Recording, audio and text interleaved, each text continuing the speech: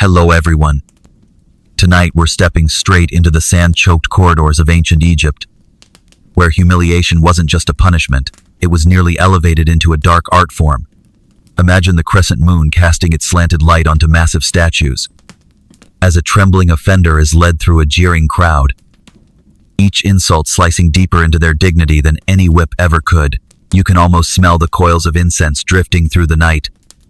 Taste the metallic edge of fear on your tongue, as priests read aloud verdicts that would make any modern HR department faint on the spot. Here, under flickering torchlight, the line between justice and cruelty becomes a grotesque theater of its own. And trust me, if you think you could survive the most humiliating punishments under the reign of the pharaohs with your pride intact, you probably wouldn't last through the first week. So, before you get comfortable, take a moment to like the video and subscribe, but only if you genuinely enjoy what I do here. By the way, leave a comment letting me know where you're watching from and what time it is where you are. I love imagining all of us connecting from across the world and across time zones, sharing these forgotten stories together. Now, dim the lights. Maybe turn on a fan for that soft background hum. And let's ease into tonight's journey together. You are sitting in a cool, quiet room. The lights turned off, with the fan humming like the slow breath of night. And I'm taking you back in time, through layers of golden sand, to a civilization that believed the soul would be judged by even the smallest gesture. And if one committed an offense against the sacred order, punishment was not only physical pain, but a shame carved deep into the marrow. Imagine you are a humble farmer in the Nile Delta, accused of stealing a bag of grain. No hand cutting, no dark dungeon, just a public baptism in front of the entire village. They tie you up, place a donkey-shaped mask on your back, the animal symbolizing ignorance and laziness. All morning, you must kneel before the main temple, while passers-by spit on you as a form of sin cleansing. No one strikes you, but the scornful stares, the laughter of children, and the whispers of neighbors are the sharpest blades. In ancient Egypt, honor was not easily reclaimed. Once publicly disgraced, you became an outsider. Even after completing your punishment and returning to your clay-roofed home, you had to wear a heavy wooden collar around your neck, a sign to all that this thief has been punished. Lie. If you think only commoners were humiliated, you'd be mistaken. Even officials who erred were dragged into public squares. In certain corruption cases, they were forced to wear loincloths made of filthy rags instead of luxurious silks. Judges would read the charges aloud, detailing the crimes and amounts embezzled. Then, the guilty would kneel for hours under the desert sun. Passersby could throw sand, shards, or insults. It was the court's way of declaring, "We do not tolerate betrayal of justice." I cray. One of the most terrifying and absurd punishments was the naked parade through the harbor. If a sailor was caught smuggling or betraying his master, he would be stripped bare, hands tied behind his back, with a wooden sign hung from his neck listing his crimes, then escorted along the riverbank by guards. Merchants, farmers, and children would gather to watch, cheer, and mock. Someone would hurl reeds or rotten dates at him. And the worst part, after the parade, his head would be shaved as if cursed. This man has no more honor. That, for more serious crime, treason or blasphemy, was the punishment of mud. The accused would be tied to a post, river mud plastered up to their neck. The sun burned down. Flies swarmed over the flesh. Meanwhile, priests stood nearby chanting curses. The mud dried slowly, tightening over the muscles, squeezing the lungs until the criminal gasped for mercy. But sometimes, the punishment didn't end in death. They would be released on the verge of fainting, forced to drag their muddy body home. A living joke for eternity. If you're wondering why such punishments existed, the answer lies deep within the psyche of ancient Egyptian society. People believed that sin was not merely personal, it tainted the entire community. Public humiliation was a collective purification, a social ritual to restore order. It made the onlookers silently vow, "I will never do that." Sometimes, the court even turned punishment into festivals. Records describe major trials where thousands gathered to witness the shaming of the guilty. The condemned would stand on a high platform, with drummers and trumpeters blaring below. This was power on display, the criminal becoming a spectacle of disgrace. A warning for all.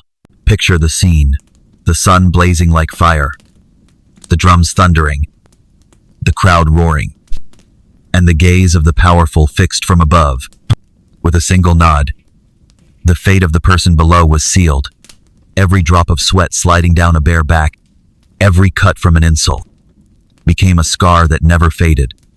Tonight, as you lie safely in your cozy bed, in an age of hot showers, scented blankets, and untouchable privacy, remember those who once lived their entire lives beneath the shadow of public shame. Whether or not we learn anything from history, one truth remains unchanged. The fear of communal disgrace has always been one of the harshest sentences humanity ever devised. If you're still awake, I hope you feel grateful to have been born in another time where honor isn't buried beneath hot sand and scornful stares. But don't sleep just yet, many more terrifying mysteries await us. Imagine night has fallen over the fields beside the Nile. In the villages, oil lamps flicker against clay rooftops. But at the Pharaoh's court of judgment, the torches still blaze, casting shadows on the trembling figure kneeling at the stone steps. This is the punishment rite called the confession night, held at sundown to remind all that even in darkness, justice sees everything. The offender was required to read their confession aloud 3 times in the presence of guards, priests, and often a group of villagers invited to witness the scene as a living lesson. After each confession, a guard would pour a bucket of cold river water over the criminal's head. The water wasn't meant to cleanse the sin, but to deepen the chill and humiliation. They believed that the night's cold would seep into the bones, so that whenever the person recalled the event, their skin would still shiver. If the crime was repeated, the punishment was upgraded to the tongue-pulling ritual. The criminal was tied to a wooden platform, their mouth forced open while a priest gently pulled the tongue out with an iron hook, just enough to cause pain and fear, but not tear the flesh. The purpose was to remind all that liars, those who blaspheme the gods, would be exposed to their very court. You'll feel lucky that today, you can just deactivate Facebook after saying something unkind instead of opening your mouth for the world to see your tongue under torchlight. The ancient Egyptians were masters at turning punishment into ritual. Another example is the penitent's walk. The criminal had to carry a heavy stone on their shoulders, symbolizing their guilt, and walk 7 full circles around the main temple. At the end of each round, a priest would gently tap their shoulder with a ceremonial staff to lighten the sin, though the stone itself remained just as heavy. Daytime temperatures often exceeded 40 degrees, scorching the bare feet on hot sand, sweat soaking the stone, and when the walk ended, the criminal wasn't just physically exhausted, they were spiritually shattered by the pitiful or disdainful stares of the crowd. But not all punishments were symbolic. Some were brutally practical. One example was the thorn purification ritual, used for those accused of insulting the goddess Isis. The criminal's upper body would be stripped, and they would be whipped lightly with a bundle of stiff thorns, each strike accompanied by shouted warnings. Physical pain, public exposure, and shame screamed aloud. 3 layers of punishment blended into one psychological torment. They even created massive wooden collars called shame rings that criminals had to wear for at least 7 days.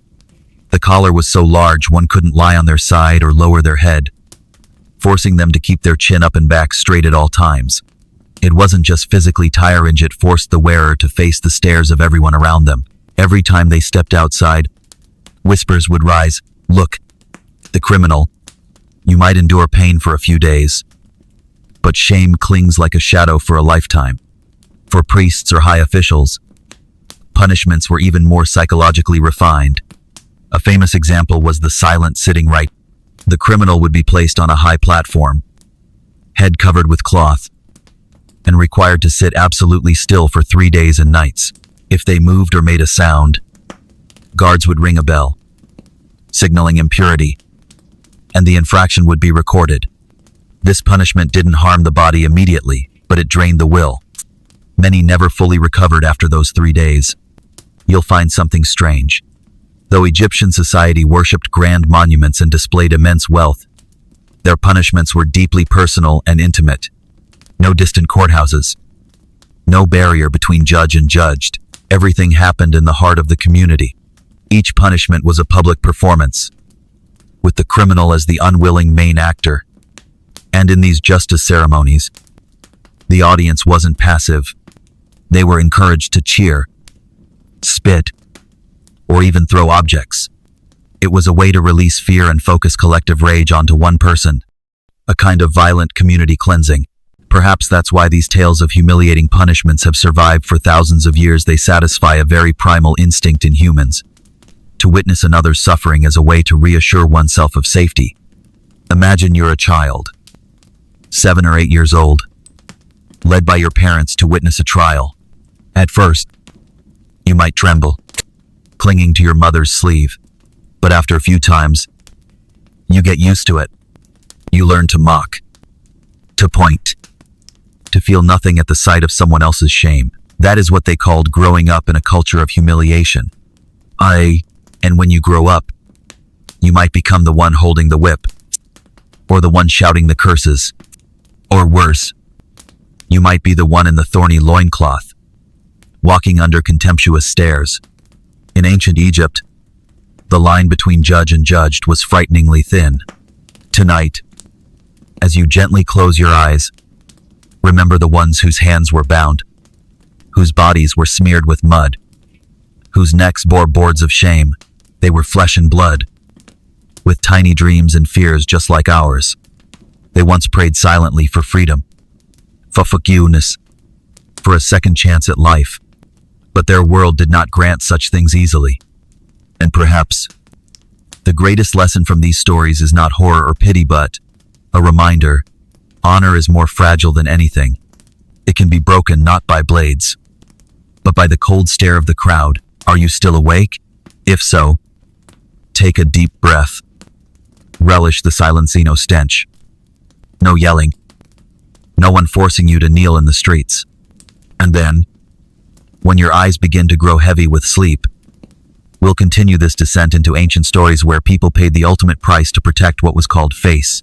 That, in the Nile River civilization, adultery was not only an offense to family honor but a blasphemy against the gods. For Egyptians believed that marriage was protected by the deities Isis and Osiris. Anyone who broke this oath would suffer consequences both painful and humiliating, so that the entire community would remember. Public naming ceremony. This was the lightest punishment, if it could be called light. After being convicted, the guilty, usually both the man and the woman, would be brought to the town square or in front of a major temple. A reader would announce the charges aloud, stating the names of their parents, hometown, social status, and details of the affair. Meanwhile, the villagers gathered in large crowds, each allowed to shout, curse, and spit. Imagine it, under the scorching midday sun, sweat soaking your back. Yet you must bow your head and listen to every insult, no covering your ears, no running away. Every burst of laughter chips away at your dignity. And that was only the beginning. Half-head shaving. For women, hair was a symbol of femininity and virtue. If convicted of adultery, they would have half their head shaved, creating a grotesque appearance. One side would be bald, the sun-scorched scalp exposed, the other side left with ragged hair. This punishment caused no physical pain, but would linger for months. As hair grows back slowly in heat and dust, people called this hairstyle the head of the unfaithful. Every time you went out to buy food or fetch water, children would chase and mock you. Vendors would avoid you, and everyone would look at you as if you were a disease. Stone collar of shame. In some regions, a heavy stone collar was used, called the repentance collar. The criminal had to wear a collar made from 2 bound stone slabs, so heavy that each step was agony. The collar bore an inscription, Oathbreaker, You had to wear it for at least 40 days. Not allowed to remove it even at night. You slept on your back. Walked bent under the weight. It bound not only your body but your honor. In the eyes of all, the Walk of Shame parade. This was the most terrifying scene recorded in the chronicles. The adulterous pair would be tied at the wrists behind their backs, dressed in loincloths made of filthy rags. A guard with a whip would lead them through the main streets. At every stop, the guard would shout, "These are the ones who shamed goddess Isis. He betrayed their families and defiled the community." The crowd was allowed to throw dirt, wilted vegetables, dry branches, or anything they deemed fitting. No one died immediately, but after the parade, the body was bruised and the spirit shattered. Permanent branding. After the parade, the man might be branded with a red mark on his shoulder or upper arm, a permanent symbol, so anyone who saw it would know his crime.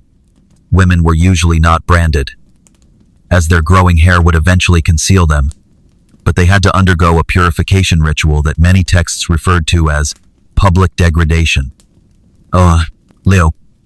Purification with Nile mud. The criminal was forced to kneel by the banks of the Nile.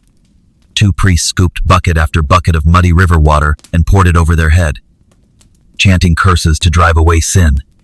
With every freezing splash, the crowd roared with laughter.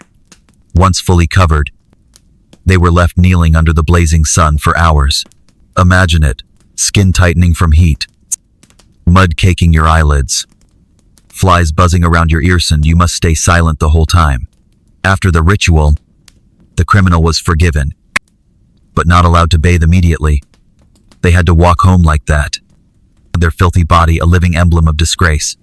If the stolen item was of high value, such as sacred jewels from a temple or gold from the storage vault, the criminal had to undergo a punishment known as the river drowning ritual. They weren't drowned to death, but had their hands and feet tied, placed on a large wooden plank, and slowly lowered toward the edge of the Nile. Each wave lapping up brought cold water swirling around their chest. Small fish darting about, their tails flicking, a haunting fear creeping over the body. Meanwhile, a priest chanted curses, declaring that the thief's soul would wander forever, never granted rest. After being submerged and lifted 3 times, the thief was pulled back to shore, soaked, freezing, river mud clinging to their hair and face. They were untied but forced to crawl back to confinement on their own. No towel, not dry clothes. The jailer stood with folded arms, watching them shiver like the filthiest of beings, before pushing them into a pitch-black cell where cold and shame seeped into the very marrow. When the sentence ended, even though they were forgiven, returning to normal life wasn't easy. Imagine the first day back at the market after a season of humiliation. Rope marks still visible around your neck, your ear oozing with infection, your back crisscrossed with scars. No matter how low you bowed in remorse, the stares around you didn't change. Children would whisper, "That's the thief," while old women would spit gently on the ground as you passed. And you'd understand the punishment had never really ended. But if you think theft was the peak of disgrace, imagine being found guilty of something far worse, blasphemy. For while theft offended people and law, blasphemy shook the very spiritual foundation of ancient Egypt, the sacred bond between humanity and the divine universe. In this society, the gods were not abstract, they were everywhere, along the riverbanks, atop stone pillars, in ritual songs and temple carvings. A careless phrase, an accidental curse, or a single disrespectful gesture toward a statue could turn a common person into an enemy of the entire community. And once branded a blasphemer, the punishment wasn't just to warn others but to purge the defilement they had sown in the collective faith. Once accused of blasphemy, the trial didn't begin immediately. First, the offender had to endure 7 days of isolation, known as the purification period. During this time, they were locked alone in a small sealed room, with only a slit through which a bowl of cold rice and a jug of water was passed. The purpose was to make them reflect on their sin, but everyone knew it was meant to drive them into sheer psychological isolation. At night, desert winds seeped through cracks in the bricks, carrying strange echoes, drums, ceremonial songs, whispers from unseen lips. Many broke down during those silent nights. On the morning of the seventh day, before sunrise, guards opened the door and dragged the accused outside. From afar, hundreds had already gathered. No matter who you were, noble or farmer, you had to bow your head before the crowd awaiting judgment. A stone pillar carved with the symbol of Horus stood ready. A large board hanging from its top clearly stated the crime: blasphemer of the gods. The accused was forced to kneel at the foot of the pillar, hands bound behind their back, head bowed so low their forehead touched the ground. Priests in white robes emerged. They carried ritual staffs, each topped with a sun symbol. One by one, they recited passages from the Book of True Words, a sacred text the Egyptians believed the gods were listening. After each passage, a priest would tap the criminal's shoulder with the staff, a ritual mark of their transgression. This punishment drew no blood, but the shame of being watched by the entire community, of being declared a divine traitor, cut deeper than any lash. After the public ritual, the accused was not immediately returned. Instead, they were bound with a long rope and dragged around the main temple 3 times. At each lap, the crowd was encouraged to shout insults, throw ashes, dirt, or withered branches. Egyptians believed ashes were the dust of purification to be thrown at the sinner to expel the stain they had cast upon the world. If you were watching, you'd likely shudder and quietly ask yourself how long you would survive in their place. The journey of disgrace did not end there.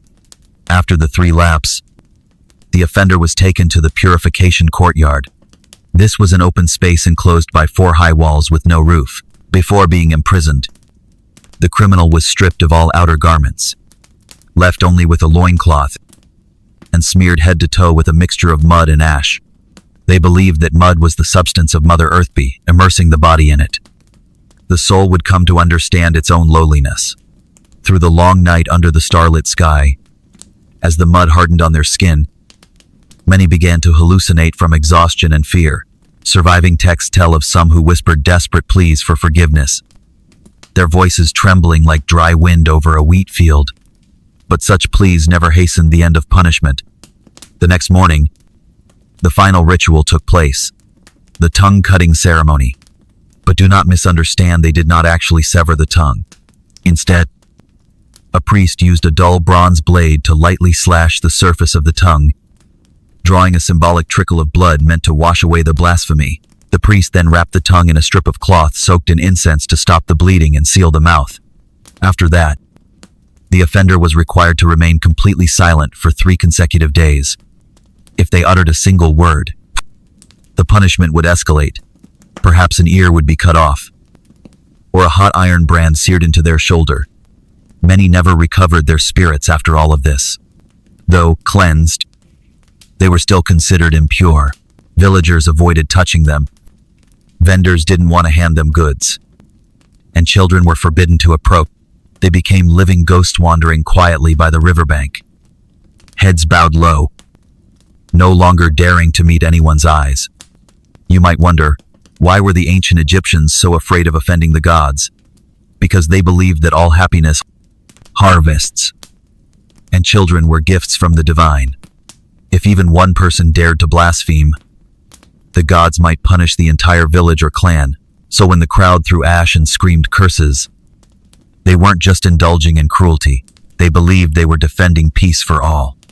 But blasphemy wasn't the only offense that could drive a person to kneel at the foot of the temple steps, begging for mercy. If you thought only those who insulted the gods or stole sacred goods faced such dreadful punishments, then consider one much simpler crime: lying in public.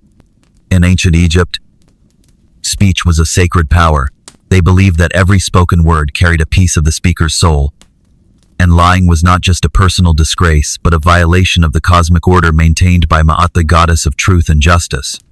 That's why even a seemingly harmless lie was punished in ways far from gentle.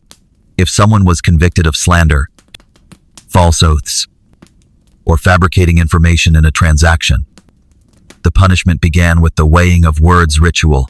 This ceremony took place in the temple courtyard, where a massive ebony scale was set up, decorated with Ma'at's feather symbol. The liar had to kneel on the left side of the scale, while on the opposite pan sat a large stone engraved with the symbol of truth. In front of a crowd so silent it was chilling, a priest would recite the exact lie the offender had told, and pour small bags of sand onto the truth side of the scale, each bag symbolizing a lie, a harm caused by that falsehood. Once the scale tilted heavily toward the stone, the priest would point at the criminal and shout, "You have made your own honor weightless." After the weighing, the liar was forced to wear a cow-tongue cap, a leather hat with 2 long flaps hanging down each side of the face like drooping ox ears. People believed it symbolized ignorance, inferiority, and unworthiness.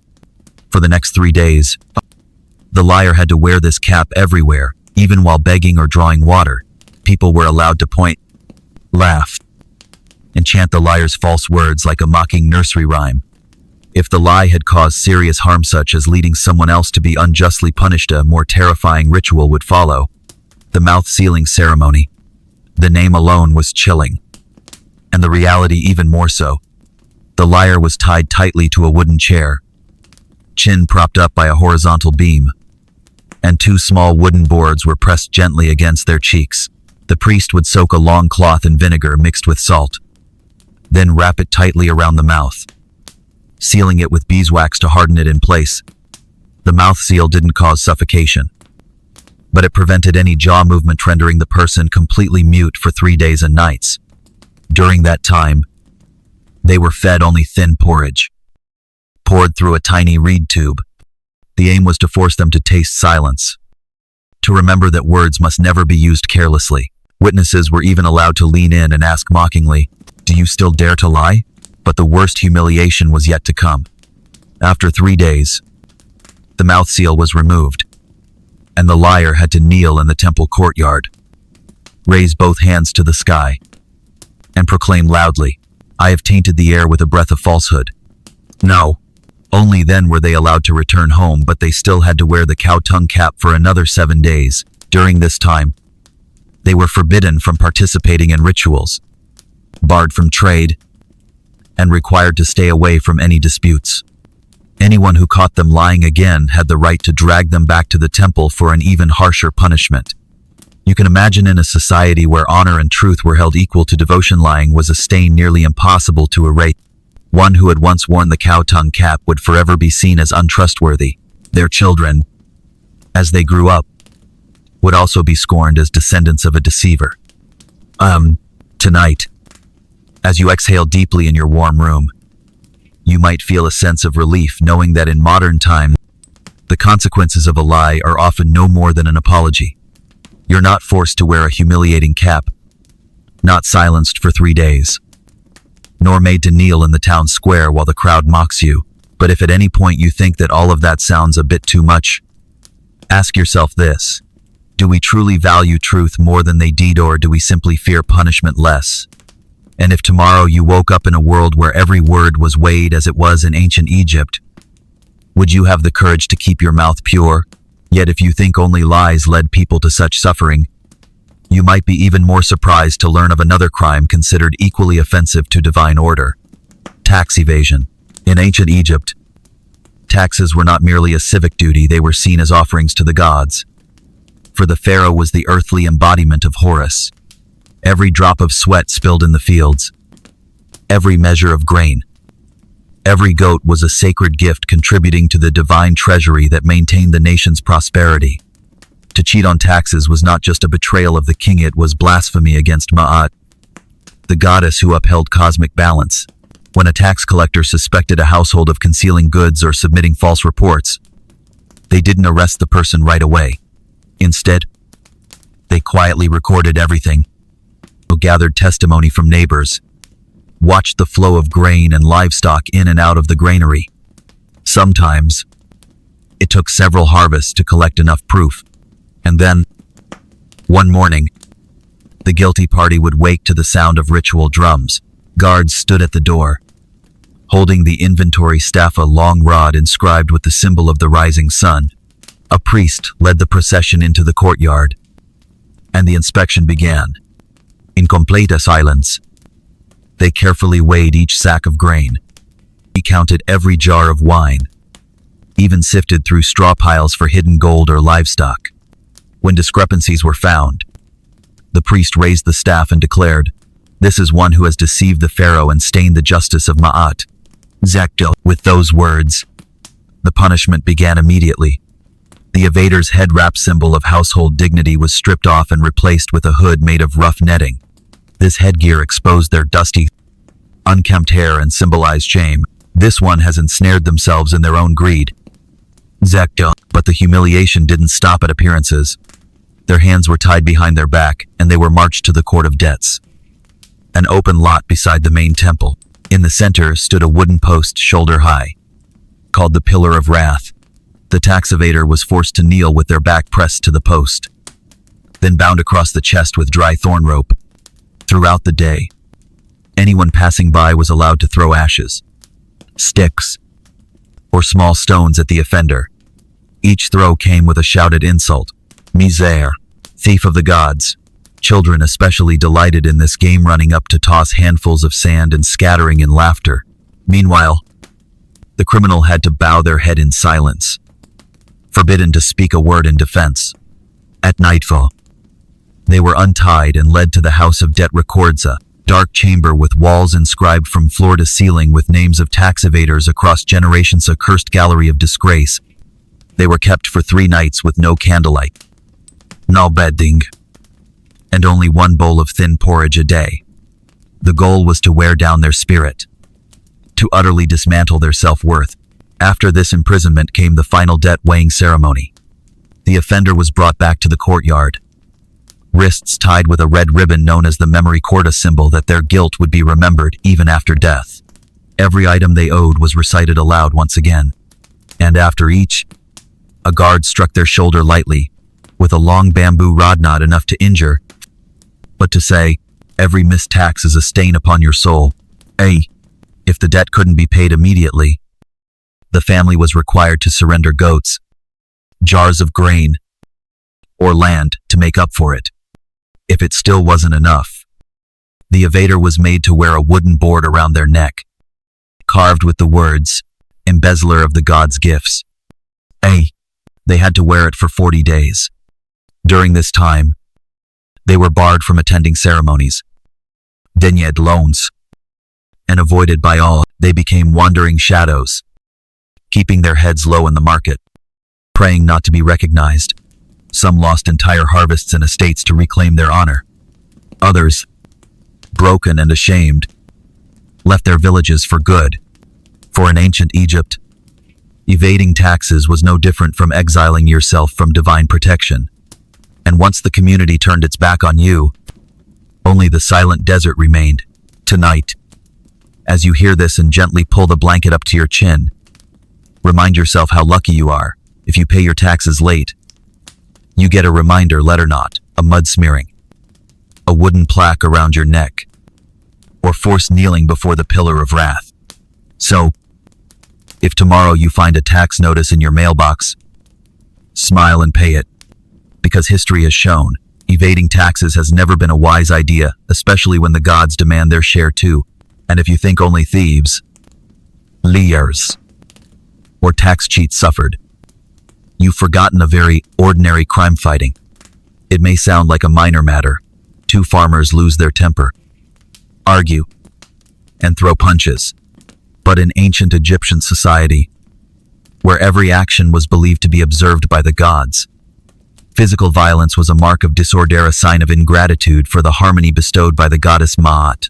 Fighting wasn't just harm against another, it was a disruption of universal balance, casting a shadow of misfortune over the entire community. When a brawl occurred, guards did not immediately intervene. They stood at a distance, observing who struck first, who retaliated. Only when both parties were exhausted, clothes torn, hair disheveled, would they step in and separate them. This was a very Egyptian method, allow the sin to reveal itself fully before punishment. Both fighters were then tied and led to the court of judgment, a courtyard paved with sun-baked bricks. They were forced to kneel facing each other, with a low stone table between them. On the table, a priest placed 2 clay jars, one filled with clean sand, the other with ashes. Sand symbolized peace, ash, discord. The first ritual was called the accusation rite. The priest would raise the hand of the one deemed to have started the fight, point a finger at the other, and loudly proclaim, "You have shattered the peace of Ma'at." After this declaration, the guards sprinkled ashes from the jar over the offender's head. The gathered crowd often remained completely silent, the only sound being the soft fall of ash onto tangled hair. It was the most humiliating moment, because everyone knew fighting wasn't just brute behavior. It was a rupture in the sacred order of the community. Next, the 2 offenders had to bow and press their foreheads together, holding the pose for the entire morning. If either one averted their eyes or lifted their head, the guards would lightly strike their shoulder with a thin stick, not to injure, but to force them to look directly at their opponent, a painful lesson in restraint. When the sun reached its peak, the mud reconciliation ritual began. The priest poured Nile mud mixed with scented oils over both of them. They believed mud, being the essence of Mother Earth, could soothe rage and purify the mind. But in truth, sitting for half a day with wet mud trickling down one's neck was a brutal test of patience. Anyone who lost their composure or thrashed about would face harsher punishment. As the mud began to dry, the guards untied them, but they still were not free to leave. They had to hold hands and walk around the judgment courtyard 3 times, pausing at each lap to bow before the stone table. This was the rite of restoring peace, but make no mistake, everyone could see the shame on their faces as they gripped each other's mud-slicked hands, heads flushed with embarrassment. If the fight had resulted in serious injury, the punishment escalated. The aggressor was tied alone to a low stone bench called the seat of wrath restraint. They were forced to sit completely still for 2 days and nights, given only thin porridge and drops of water from a ceramic bowl. During this time, the victim's family was allowed to come and publicly scold them. Many described this punishment as worse than flogging. It turned you into a helpless statue, unable to reply even once. Finally, the honor restoration ritual would take place. Both offenders knelt before the priest and recited their confession. "I let my hands betray the reverence due to Ma'at. I vow never again to surrender to rage." After this, each was given a small pouch of white sand, a sign that their sin had been soothed. But don't think it ended smoothly. For at least 40 days, neither was allowed to enter a temple, participate in festivals, or trade in the main market. The community needed time to believe again in their repentance. Tonight, as you lie back in bed and listen to these stories, you might allow yourself a small smile, because today, a street quarrel often ends with an apology or a fight.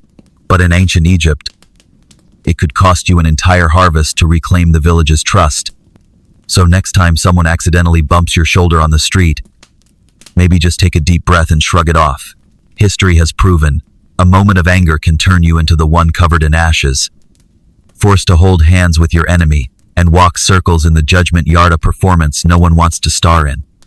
And if you think it was only fighting that stripped people of their honor, imagine a crime that could make even the most hardened men tremble: refusing military service. In ancient Egypt, serving the pharaoh wasn't a choice, it was a sacred duty.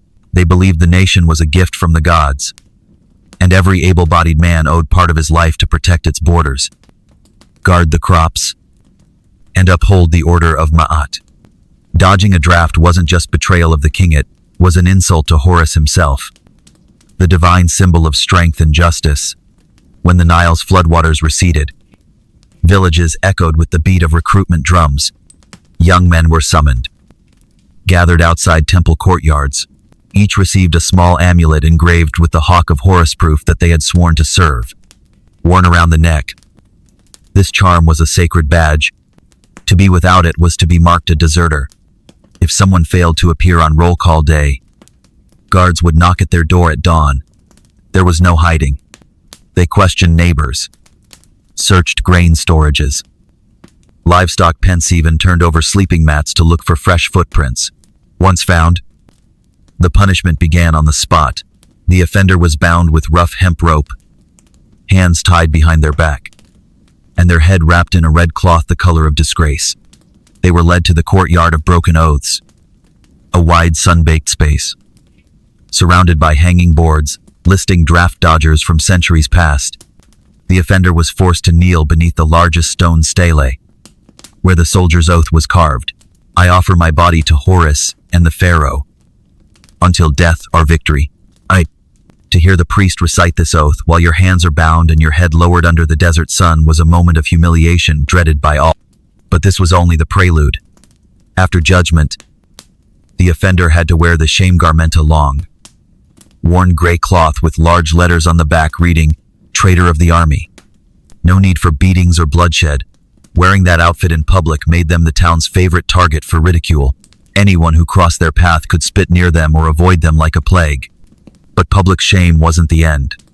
After the branding, the deserter was lightly bound at the wrists and taken to the abandoned training ground, once used for archery and sword drills. There, they had to kneel for an entire night, exposed to the elements. At sunrise, the next ritual began, the inscription of guilt. A priest approached, holding a long staff carved with the symbol of the hawk. He pressed the tip of the staff gently onto the offender's left shoulder, the place of the heart, symbolizing loyalty, and declared, "You have left your heart empty." Following this, a guard took a dull copper knife and made a small cut on the offender's shoulder. The wound wasn't deep, but it left a scar, a lifelong mark. A reminder that this person once lacked the courage to protect their gods and their king. If the offender came from a landowning family, the punishment grew harsher. After the scar ceremony, they had to pay a cowardice tax, a third of that year's harvest. If there wasn't enough grain or livestock, land or farming tools were confiscated. In some cases, the entire family was barred from holding village office for years. What made desertion so devastating wasn't the whippings or the loss of property, but the isolation. After punishment, the individual's name was entered into the black ledger of the army. For at least 3 years, they were banned from attending victory festivals, forbidden from entering Horus temples, and prohibited from wearing red, the color of soldiers. This was how the community made sure the shame stuck. A person who broke their oath would forever bear the stain. Imagine this. One evening, as the village held a procession for the god Horus, the deserter sat hidden in a dark home, listening to the distant drums. Unable to step outside, children would whisper, "That's the coward." And even after years had passed, their honor was rarely, if ever, fully restored. Tonight, as you breathe a sigh of relief that your only duty is to submit a service form or register online, spare a thought for those who once had to kneel beneath the sun, their shoulders scarred, wearing gray loincloths as they walked through their village in Shamial because they dared to run from an oath. So the next time someone complains about civic duty, you might smile quietly and remember, there was once an age when refusing to wield a sword for the pharaoh meant losing everything: land, honor, and even the right to lift your face to the morning light. Have you ever thought that a simple act like doing laundry or pouring leftover wine into a river could turn you into the most despised person in town? In ancient Egypt, the Nile wasn't just a river. It was a sacred being, the lifeblood of the god Osiris. Its waters had to remain pure, for any defilement was considered an affront to the divine. And so, polluting the Nile was seen as one of the most bizarre yet severe acts of blasphemy. If someone was caught pouring dirty water or fish remains into the river, they were immediately branded as the one who shamed Osiris. When this crime was uncovered, punishment didn't begin with the whippet with a public ritual of exposure. Guards would bring the offender to the riverbank, force them to remove their headscarf, a basic sign of dignity, and drape over their shoulders a coarse robe called the Black Water Repentance Cloak. It was soaked in mud and ashes, cold and heavy. Just wearing it sent chills down the spine. Then, with hands tied behind their back, the offender had to kneel at the river's edge. A priest, holding a silver cup, he would scoop water from the Nile and pour it slowly over their head while proclaiming, "You have muddied the soul of the river. You have betrayed life." Lay. The crowd remained silent, listening only to the water drip from tangled hair to the sandy shore. H drop, in their belief, washed away a bit of the guilt but also reminded the sinner that their honor had been permanently stained. Following the public ritual came a stranger punishment, the river stone burden. The offender was made to carry a large rock dredged from the Nile's bottom, engraved with the symbol of the crocodile god Sobek, protector of the waters, bound with rough rope and slung across their shoulders like a yoke. The stone forced them to walk bent over. For 3 days, they had to wander the village, returning each morning to sit by the river and watch over the stone as if guarding their own guilt. Anyone passing by was allowed to ask, "Is the river clean now?" The offender had to bow their head and answer, "Not clean until my heart is pure." If they hesitated or remained silent, the punishment extended by another 7 days. But the most humiliating part was the water ban. For the duration of the punishment, they were forbidden to touch the Nile. All washing and water fetching had to be done by others. This was a grave dishonor, because the Nile was not just survival, it was communion with the gods. Being banned from its waters was like being stripped of one's divine citizenship. After 3 days, once the stone was lifted off their back, the ordeal still wasn't over.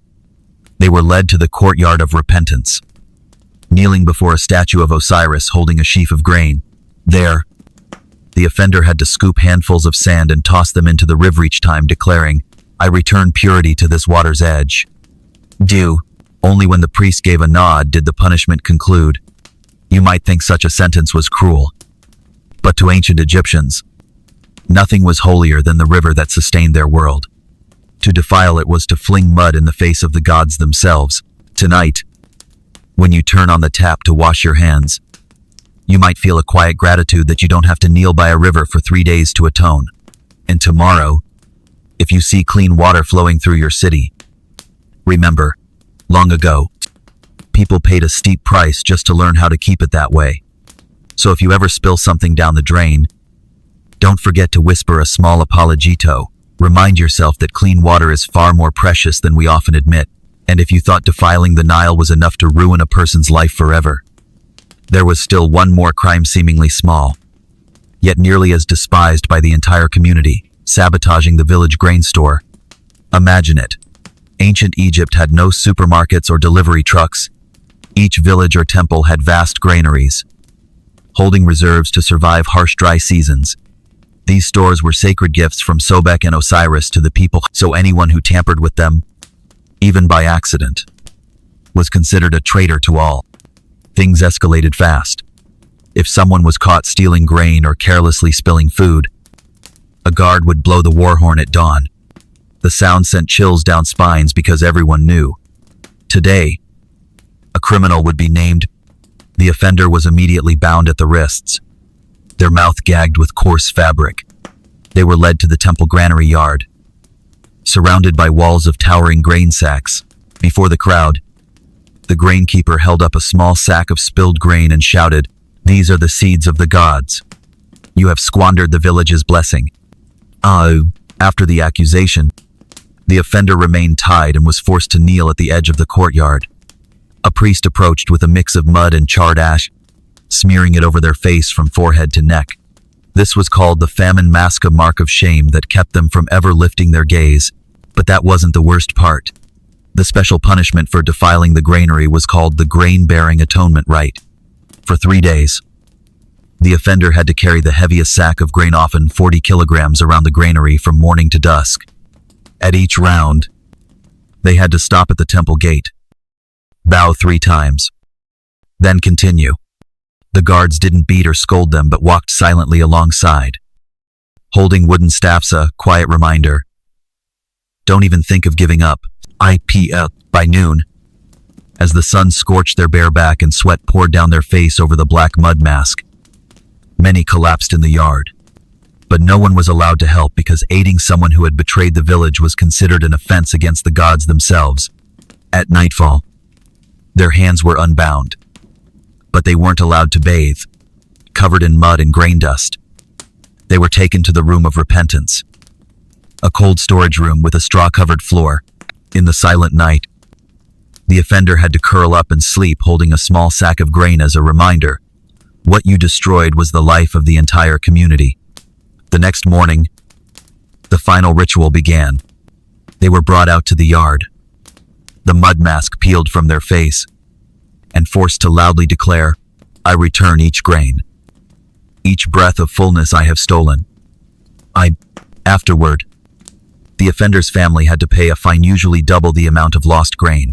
If they couldn't afford it, they had to give up livestock or surrender a portion of their farmland. Even when the sentence was finished, the offender had to wear a wooden collar for 7 weeks, a mark that reminded everyone they had once betrayed the village's sustenance. What hurt more than any beating was the look in people's eyes. Passing through the market, they'd hear whispers, "The one who made the children go hungry. The one who turned the harvest to ash." That shame didn't fade after a few months.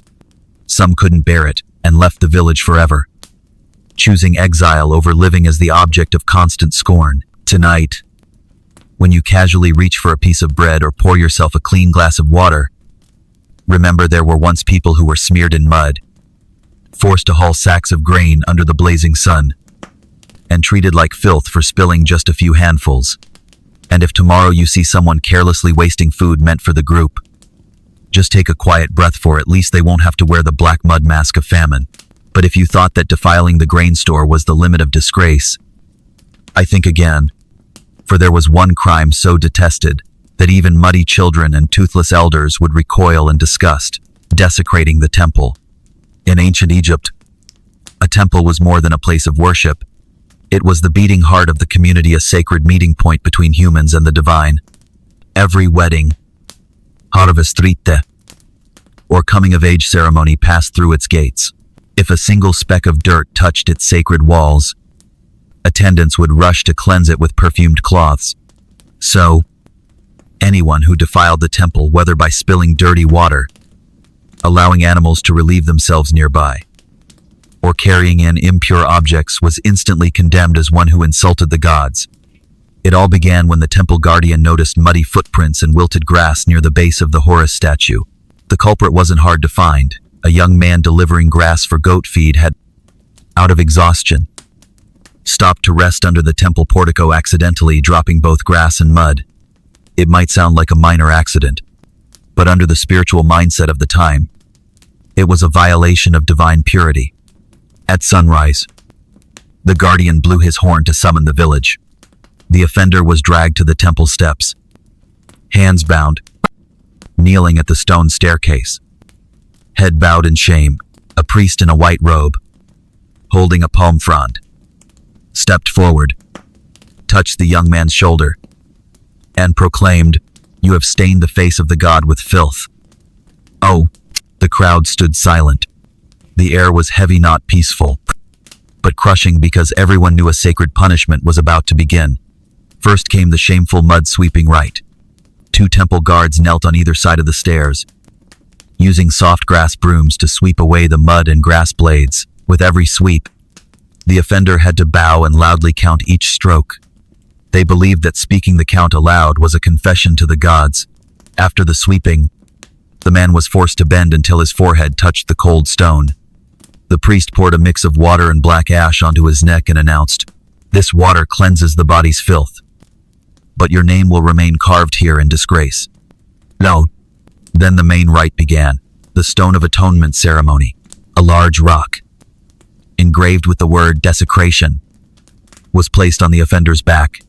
He had to kneel, carrying it for 3 hours under the sun without sitting, without crying out. If the rock fell, the sentence was extended by a full day. As the sun began to set, the next punishment was carried out, the scented penance ritual. The offender's hands were bound as they were led around the temple courtyard 3 times.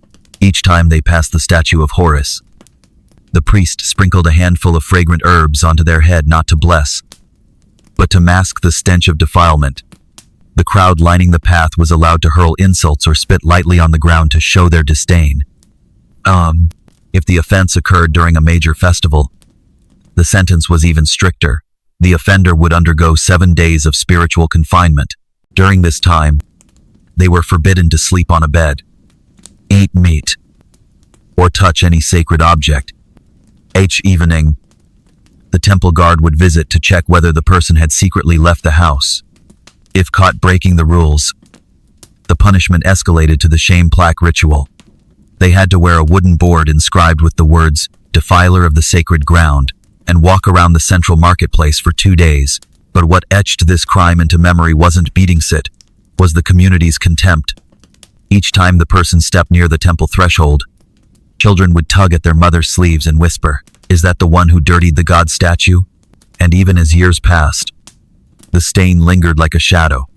It was believed that anyone who defiled a temple would have their soul wander outside the gates of Osiris for 300 years after death, before they were allowed into the afterlife. Tonight, as you rest peacefully in your room, you might feel grateful that no one is forcing you to kneel for 3 hours beneath a rock engraved with desecration. But if someday you find yourself accidentally placing dirty hands on an altar, remember this story and gently wipe it clean. As a small act of respect for any sacred space, you might think that after all the harsh rites of ancient Egypt, at least falling asleep wouldn't count as a crime, but knowing a society devoted to ritual and discipline, dozing off during a divine ceremony, or while listening to a national oath, was seen as an intolerable insult. Imagine the scene. Dusk falls, and the temple of Osiris blazes with hundreds of torches. From elders to children, the entire village kneels in perfect rows, heads bowed, hands clasped. The priest in white robes recites verses that echo on for an hour or more. In such a moment, even the faintest snore or nodding head was like declaring, "I have no reverence for the gods, nor pride in my honor." Now, so if someone was caught sleeping during the ceremony, punishment was immediate. First, the guards would gently rouse the person, but they weren't let off easy. Still kneeling, the offender awaited the priest, who approached with a dry palm frond, touched their forehead 3 times, and declared, "You have let your soul stray from the ritual." Following this, the offender was taken to the court of repentance, a small courtyard paved with white stone. There, they were forced to sit cross-legged, hands on their knees, eyes wide open staring at the flame burning on the altar. For 3 hours, they had to gaze without blinking for too long. Each time their eyelids dropped, a guard would tap their shoulder with a wooden stick not to hurt, but to humiliate. When the night ended, they still weren't allowed to return home. Next came the Mask of Awakening ritual. A clay mask was tied to their forehead, carved with a pair of wide-open eyes. This mask didn't cover their face, but sat on their brow as a constant public reminder. This one slept while the gods descended. For 7 days, they had to wear the mask at all times in the market, fetching water, attending village meetings wherever they went. Those false eyes stared ahead. Children would follow behind, pointing, sometimes mimicking snoring sounds to mock them. But it didn't end there. If the sleeper held an official post-scribe, clack, or any role tied to recording sacred rites, they faced the oath of wakefulness. At dawn following their disgrace, they knelt before the temple gate, hands resting on a stone inscribed with an oath, repeating aloud, "Henceforth, I vow to keep my eyes open in honor of the gods." After each recitation, a guard sprinkled a handful of cold ash onto their shoulders 7 times in total. The punishment left no physical wounds, but brought a deeper shame than any lash. In Egypt, honor was not something erased by mere drowsiness. Even after the 7 days passed and the mask was removed, the ordeal wasn't truly over. For the next 3 months, the offender was barred from any ceremonial Rolino torch-bearing, no touching sacred objects, not even standing in the front rows. At every ritual, they had to stay at the back, head bowed in humility. As a visible lesson to all, honor is more fragile than sleep. Nay, there are many accounts that after enduring such punishments, people became so terrified they never dared close their eyes for more than 3 breaths during any gathering. Even when their eyes burned and tears streamed down their cheeks, they stared wide-eyed at the temple flames, afraid that darkness might once again swallow their honor. Tonight, as you listen to this story and your eyelids begin to grow heavy, Think of the terracotta mask with eyes carved wide open. Perhaps you'll feel grateful that in our time, if you nod off during a meeting or a ceremony, someone might just gently nudge you and chuckle instead of forcing you to wear a mask for 7 days as a village-wide reminder of your shameful drowsiness. So, if tomorrow you see someone dozing off during a presentation, be kind. Once, a blink of sleep was enough to brand someone for life. But if you think that nodding off during a sacred rite is the most pitiable offense, wait until you hear about the crime of speaking ill of the Pharaoh charge, as dangerous as it is absurd. For it often began with nothing more than a drunken jest. Picture this. You're standing at the market's edge, holding a jug of wine, heat pounding, your mind hazy, and you grumble. This tax season is brutal. That fat-bellied Pharaoh just wants to drain the grain from our backs. A grave mistake. All it takes is one witness, a guard, or a scribe for your words to be etched into infamy as blasphemy against the living God. To the ancient Egyptians, the Pharaoh was not merely a king but a divine being. Insulting him was tantamount to cursing Horus himself. So, the consequences of one careless complaint could be far more severe than imagined. When the offense was discovered, you wouldn't be dragged to the temple right away. First, guards would quietly shadow you for days, listening to confirm if you repeated the insult. Only then would they seize you in the busiest hour of the marketplace. Thus began the ritual of naming the blasphemer. The offender, hands bound behind their back, was made to kneel on a reed mat facing the temple of Horus. An official brought forth a goatskin ledger and read aloud the exact words you had spoken. Each syllable struck like an arrow to your dignity. Next came the first punishment, the ritual of enforced silence. A long red cloth was tied tightly over your mouth and neck, knotted at the back. For 7 days, you were forbidden to speak a word. If someone greeted you, you could only nod. Every morning, a guard checked the cloth was intact, reminding you that your tongue had become your chains. But the humiliation did not end there. After the 7 silent days, you were brought to the court of contrition, kneeling at the foot of a statue of the Pharaoh holding his scepter. There, the scribe recited your blasphemous words once more. After each recitation, you were forced to repeat, "I have spewed defiled speech." No. After the 3rd repetition, guards poured a handful of mud mixed with ash onto your head. This was the mask of repentancy, symbolizing cowardice for letting your mouth outpace your loyalty. If your family were landowners or scribes for the temple, you faced an additional rite, the erasure of honor. Your name was struck from the village's book of deeds. Even if you repented, it was never restored. After the ritual, you were made to wear a terracotta collar inscribed with the words, "Blasphemer of the living God." The collar was heavy and coarse, clinking with every bowed step. You had to wear it for 30 days. During this time, you were barred from temple gates, festivals, and even singing at weddings. Joy itself turned cold before you like a slammed door. It may sound harsh, but to the Egyptians, words were not wind. A slander against the Pharaoh wasn't just an insult to the ruler, it weakened the sacred thread binding the community to the divine. Elders often warned their children, "Your mouth is a river's mouth.